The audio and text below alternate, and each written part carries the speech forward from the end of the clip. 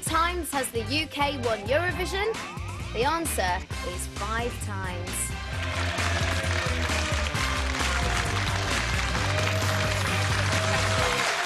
The UK has won Eurovision not once but 5 times. Sandy Shaw's Puppet on a String, 1967. Lulu's Boom Banga Bang, 1969.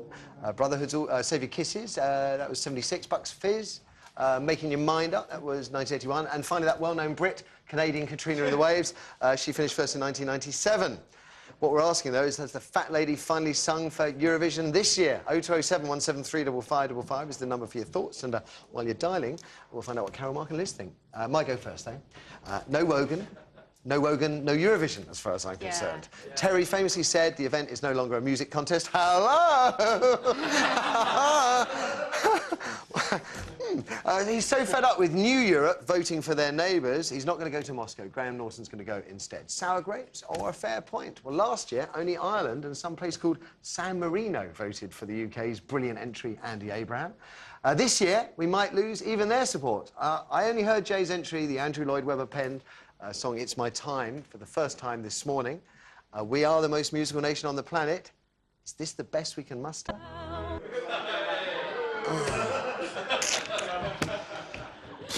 I like that. I think that's the best entry we've had forever. That's quite good. Yeah, it's still fun. my turn. Oh, your turn.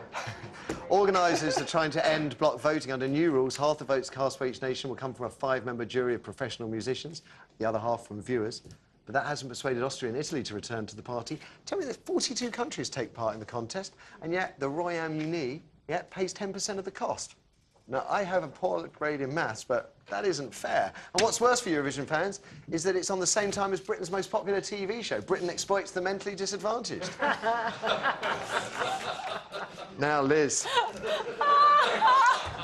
You nearly represented Britain, didn't you, in Eurovision? I did, yes.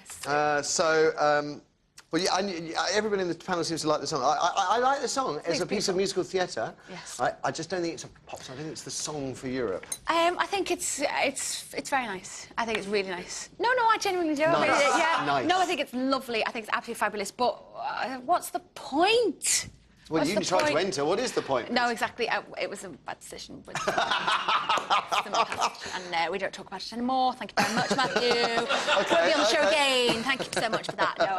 No, but I don't see the point at all. I don't see the point because it's all about politics, of course. It's you think as an institution it was designed to bring us together, and yet it seemed last year to have the absolute opposite effect, pulling us apart. Well, I think we should just be able to vote for ourselves. You have to see the thing, though. I mean, I quite like that song, but every other year I've hated it because it makes you wonder why. Is that the sum total of our British musical talent?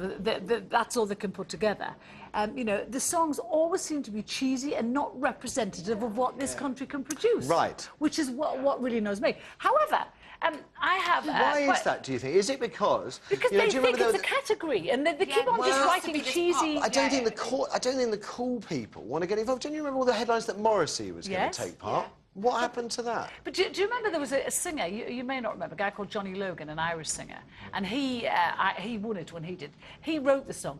It was the most amazing, it was a ballad. And he won it. Yes, he won it twice. And he wrote great songs. So great songs win the competition, but everything that I see, they wear that one the other year where they had the blue. Who were those, like, they were like air people. I mean, you know, that was ridiculous. That was never going to win. But however, if you have gay pals, which I'm sure you have, it's a good night because for some bizarre reason they love it. Yeah. And they always put a party on, and it's always mental. And you can that's the only way you can get into it. Yeah. You get drunk, and we have a little bet on, and I always pull the one from, you know. Well, if you get Norway, you'll be on a winner this year, couldn't you? Oh, it's just on. Who is it, Mark? Who is it? Sorry. You can answer it if you want. No, I've turned it off. I'm really sorry. Oh, how unprofessional. Oh, I'm so sorry. So- It's not cheesy enough. It's not camp enough. I think her song is really sophisticated. Why quite isn't lovely. Australia in the Song for Europe? Every other country Because we're not in Europe. We're down on the No, end I of mean, the earth. yeah, really? I mean, there's a lot of countries that I didn't know were in Europe until I watched this competition. Turkey, It's true enough. Israel. Scooch were campers. Is that they're called Scooch, whatever they're called? Yeah, it's not- They were camping. They were I terrible. think cheesy and camp sort of wins, doesn't it? Well, we had because when I tried to go in there. Sorry, Liz, what was that? When I tried to enter them, we did, you know, we wrote a song and it was a quite. I was worried because it was a bit cool. It was a bit sort of funky. It was like a band that I can't remember at the minute what the band was called, but it was quite funky sort of sound, trumpets, and really going for it quite solely. And then Scooch won, and we were all just a bit like. Unbelievable. Yes, you and the country. So yeah, we all just sort of went. Okay, yeah, I'm gonna. Do you think cool pop stars don't want to get involved because it's somehow there's too much risk? Or Totally. I fought with my old management for a long time about I'm not doing it. They were like, oh, it'll be great. And they at the same time believed Morrissey were going to be in it as well. So it was Morrissey's doing it. so it's You'll gonna be be the fine. cool comeback. Yeah, this will be the cool one. We're going to change it this year. I was like, okay, all right then maybe. And we wrote this song, and it was cool. So that's why we did the cool song instead of the cheesy route.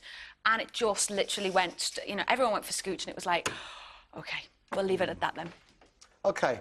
Did I maybe claw something back there? I think you clawed quite a bit back All right, there. great, yeah, cool. This is just MasterChef. Yeah. Oh, I don't know. Let's throw it open to you. Has the fat lady finally sung for Eurovision? Is it all over? No Wogan, no Eurovision. Let's hear what you have to say, Kirsten. We have Joe on line 1. Thank you very much, Joe. Good morning. Oh, yeah, you all right? How you doing? I'm all right. Yeah, you doing? Yeah, you getting on? You been all right? Yeah, I'm all right. You all right? Yeah, well, it's sort of woken up. Has the fat lady sung yet? Well, Yeah. I'm not seeing her on the TV yet, to be quite honest with you. But the fact is that every time I used to watch it around with my mum and that lot, around the old TV, basically, it was all rubbish, to be honest with you. Because you sort of get someone like going, okay, let's please welcome UK, and it's like.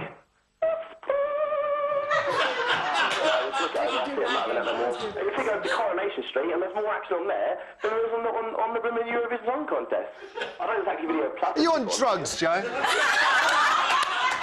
He sounds like it. Either that or he's auditioning for Britain's Challenge Mentally Disadvantaged, that programme. OK, now, yes, so to be honest, the best thing about it was, do you not think Wogan slagging everybody off? I mean, he could keep me entertained for hours. Yeah, I could deal with that. I mean, Wogan in itself, yeah. Wogan, it was Wogan who slagged people off, yeah, but the fact is that some people take it actually quite seriously. Yeah. I feel sorry for people who do take it seriously, because the fact that is, because they're trying to... Because they're trying their best, aren't they? And then they sort of get put down saying, nah, you are rubbish, get off the stage, please, thanks for doing us, good night. And they go, oh, and they go to mum saying, mum, guess what happened last night? What? We watched on TV tonight. Don't tape it, though, because they sort of... Because you speak, really quickly all the time. It's, really hard to do what you're doing, with your mum, and all that. And it's just and everybody is, trying to listen to what you're saying. It's just, really hard to work out what you're on. But, if you only just got up and, the fat lady song, I don't know, because, Wogan starts slagging off. Thank you very much for the call, Go. Thank you very much indeed. Let's have another one, shall we? Matthew, you'd be a great rapper. Huh? I'm a great rapper. Miriam's on too. Miriam, good morning. Good morning. Good morning. So, Eurovision, is it all over for you? I don't think it should be all over. We all know that it's a bit tacky. And we've all had it on TV for years, but I think it gives us an indication of what other countries are singing, how they perform. We don't get to see it on MTV. We don't get to see it on our radios. I think it does give Europe something to feel, integrated about. Whoa! Miriam. Last year, integrated was not how I felt. I felt it was quite dark. I thought you could feel that there was a new wave of nationalism within the kind of Balkan region. And old Europe, the France, Germany, UK, you kind of got the feeling that we weren't very popular. Now, that may well be... Yes, that's absolutely true. Yeah. I think that people need to be slightly honest about the voting system with the Eurovision Song Contest.